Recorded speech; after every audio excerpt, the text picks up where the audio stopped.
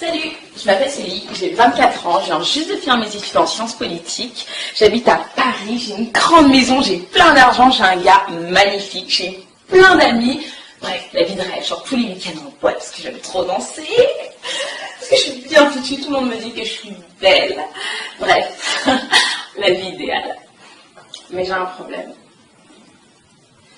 J'ai un gros problème. C'est ça mon problème. C'est qu'après les strass et les paillettes, quand je rentre chez moi, que j'enlève ma perruque, plutôt ma prothèse, ben moi je le vois, j'ai très mal. Parce que je me dis que j'ai 24 ans, j'ai peut-être même pas fait le tiers de ma vie, et je suis condamnée à ça, parce que je peux rien faire d'autre. Enfin, je peux pas me montrer comme ça, c'est pas possible.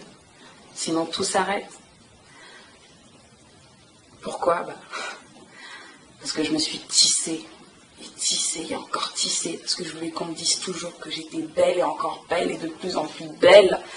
Je me suis fait toutes sortes de mèches qui me serraient la tête.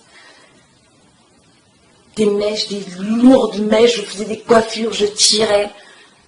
Je me défrisais, je me suis peut-être défrisée une centaine de fois. Et je me disais que ça allait s'arranger. Donc j'achetais des crèmes, je dépensais de l'argent pour m'acheter la dernière crème, Dark and Lovely, Docteur Miracle, Botanical, de toutes sortes de crèmes pour arranger la situation. Et j'ai fait qu'aggraver la situation. Et aujourd'hui, je suis condamnée. Je suis condamnée à rester comme ça. J'ai pas le cancer, j'ai pas de leucémie.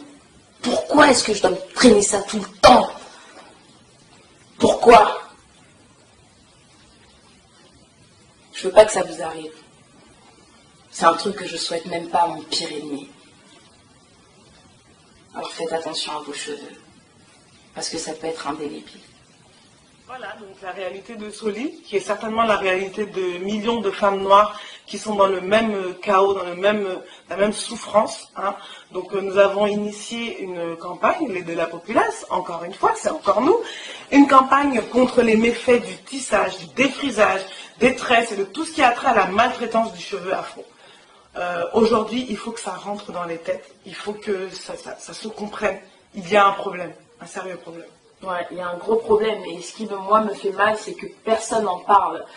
Personne n'a tiré l'alarme pour dire que c'était plus possible, que c'est pas possible que 80 à 90% des femmes d'une communauté noire là se cachent les cheveux, ça arrache les cheveux, se font du mal avec des produits chimiques, avec des tractions répétées. C'est pas possible. Je vais juste leur montrer, hein, voilà, les alopécies.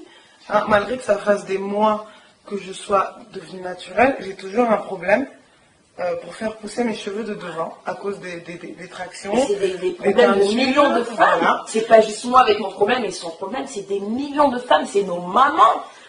Des fois, il y a des mamans, quand on voit leurs cheveux, mais ça donne envie de pleurer. C'est des enfants qui commencent à être chauves à 10 ans, 11 ans. C'est grave. On est clairement dans un déni. On est dans une souffrance. Un gros déni. Un gros déni. C'est-à-dire qu'on se dit, non, mais j'ai juste envie de changer de tête. Non, mais je fais ce que je veux. Oui, bien sûr, tu fais ce que tu veux. Là, tu fais ce que tu veux. Quand tu te caches la tête ou des tonnes de mèches, et quand tu te défrises, tu te brûles, tu te rends les cheveux tout pleins. Nous avons des cadavres de cheveux sur la tête. Ouais. C'est pas que des cheveux, non. Ce sont les cendres. C'est comme quand on brûle, ce qui reste, c'est ça. Et aujourd'hui, il faut qu'on arrête de faire semblant. Moi, en tout cas, je ne veux plus faire semblant. Quitte à brusquer ou blesser ou piquer ou énerver les gens, moi, je suis pas là pour faire plaisir. Ma cause, mon militantisme, mon engagement pour la cause afro, c'est pas le sourire ou le boost. Un boost. Oh, je te booste, non. C'est pas pour ça que je le fais. Parce que demain, quand on aura une ribambelle de petites filles qui seront comme Naomi Campbell avec des rangées de déserts capillaires, moi, j'ai pas envie d'être là et d'avoir dit que je n'ai rien fait. Je vais me battre jusqu'à ce que ça passe. Si on peut le faire passer dans les écoles, si on peut le faire passer dans les pharmacies, on va le faire. On n'est pas là, c'est que le début de la campagne.